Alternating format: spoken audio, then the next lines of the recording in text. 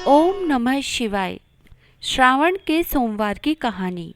एक बार श्रावण महीने में सभी देवियां देवलोक से मृत्युलोक में झूला झूलने आई हुई थी। उनमें लक्ष्मी जी, सरस्वती जी, पार्वती जी तीनों देवियां भी थी। अब लक्ष्मी व सरस्वती तो सज धज कर गहने पहनकर आती और पार्वती जी साधारण वेश में आग धतूरा के फूल लगाकर आ जाती। लक्ष्मी जी को यह अच्छा नहीं लगता था और वे अभिमान में बोली कि पार्वती जी, आप गहने पहनकर क्यों नहीं आते हैं, हमें शर्म आती है। यह कहकर पार्वती जी का मजाक बनाती। एक दिन लक्ष्मी जी ने कहा कि आपको शंकर भगवान गहने नहीं दे सकते हैं तो हमसे उधार ले लो। पार्वती जी पतिव्रता देवी थी, उनको अच्छा नहीं लगा। फिर भी लक्ष्मी जी के कहने पर पार्वती जी ने कहा कि मैं भगवान से पूछकर कल बताऊंगी। अब पार्वती जी शंकर भगवान के पास जाकर सामने बैठ गई। भगवान कैलाश पर्वत पर ध्यान में बैठे थे। ध्यान से उठे तो पार्वती जी से पूछा कि आज आपको क्या चाहिए। पार्वती जी ने कहा कि आपको कैसे पता कि मुझे कुछ चाहिए। भगवान ने कहा कि तुमको कुछ पूछना होता है तब तुम सामने आकर बैठ जाती हो। तो पार्वती जी शर्मा गई और उन्होंने बताया कि हम तीनों देवियां झूला झूलने जाते हैं।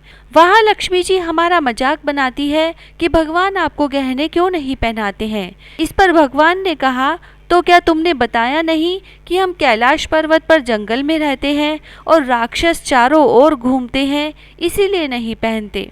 पर पार्वती जी ने कहा कि सुहागन औरत को त्योहार पर नत पंचमणियाँ तो पहनना ही चाहिए। लक्ष्मी जी मेरे को उधार दे रही थी, आपका हुक्म हो तो उधार लेकर आऊं। भगवान बोले, कभी भी किसी से उधार वस्तु नहीं लेना चाहिए।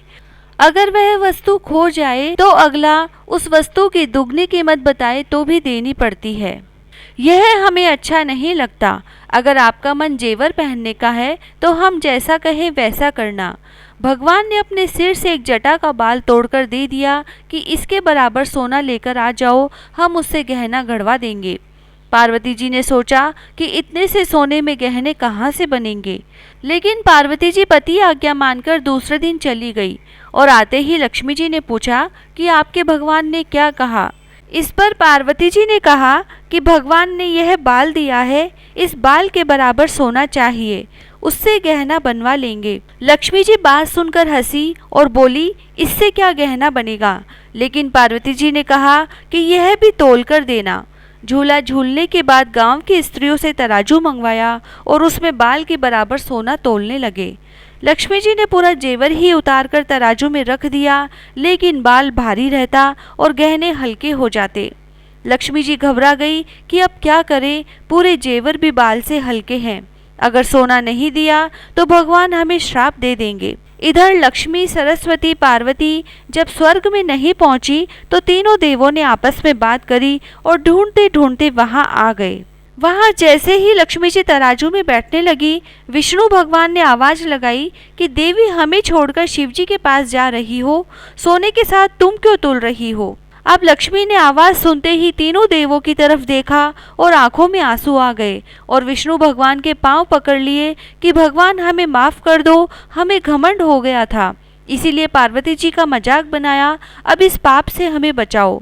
विष्णु भगवान बोले, जिसका मजाक किया उनसे ही माफी मांगो। भगवान शिव व पार्वती दोनों से ही लक्ष्मी जी ने माफी मांगी और कहा कि इसका पश्चाताप कैसे होगा। इस पर शंकर भगवान बोले, आपने श्रावण के महीने में सोमवार के दिन मजाक उड़ाया है, अब श्रावण के सोमवार का व्रत करो और इन्हीं आग धतूरों से जिनकी मजाक बनाई थी, इनसे ही शिव गौरी की पूजा करो। अब लक्ष्मी जी सुबह जल्दी स्नान करके थाली में कच्चा दूध, चीनी, रोली मोली चावल, हरी दुर्वा, आक धतूरे, तुलसी मंजरी, बिल्व पत्र, फल, नारियल, दक्षिणा, चंदन, जनेऊ, सुपारी, घी का दीपक इत्यादि से भगवान विष्णु के साथ श्रावण के सोमवार की विशेष पूजा आराधना की। शंकर भगवान का पंचामृत से अभिषेक किया, व आग धतूरे चढ़ाए और श्रावण के सोमवार का व्रत किया, तब उनका दोष मिटा। हे शंकर भगवान, आपने लक्ष्मी का श्राप मिटाया, वैसे सबका दुख दूर करना, धन धान्य देना, सुख संपत्ति देना। शंकर भगवान जी सभी की मनोकामना पूर्ण करना। बिंदायक जी की कहानी। एक बुढ़िया माई थी, रोजाना गणेश जी की सेवा पूजा करती थी और हर समय गणेश जी को याद करती थी। एक दिन गणेश जी ने प्रसन्न होकर बुढ़िया को स्वप्न में दर्शन दिए और कहा कि बुढ़िया कुछ मांग ले। वह मंदिर जाती तो वहाँ भी उसे आवाज़ आती कि बुढ़िया माई कुछ मांग ले।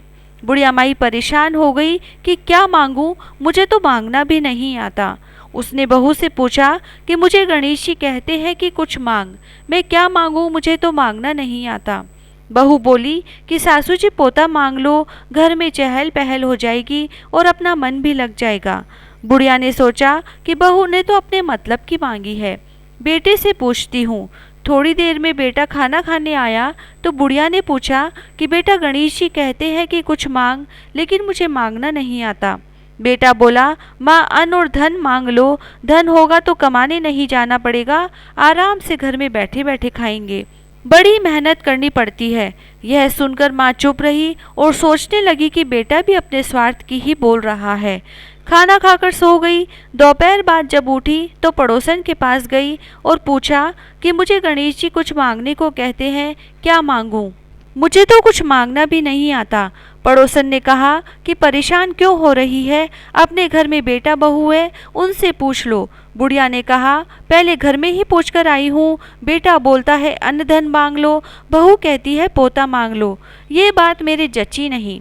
पड़ोसन बोली कि माताजी क्यों तो धन मांगो और क्यों पोता मांगो, यह तुम्हारे किस काम के? बेटा बहू दोनों स्वार्थी है, तुम तो स्वस्थ शरीर मांग लो, शरीर सही है तो आराम से तीर्थ व्रत करना, घूमना फिरना, सत्संग करना, अच्छा जीवन बिताना, भगवान की भक्ति करना, इसीलिए दीदा घोड़ा मांग लो।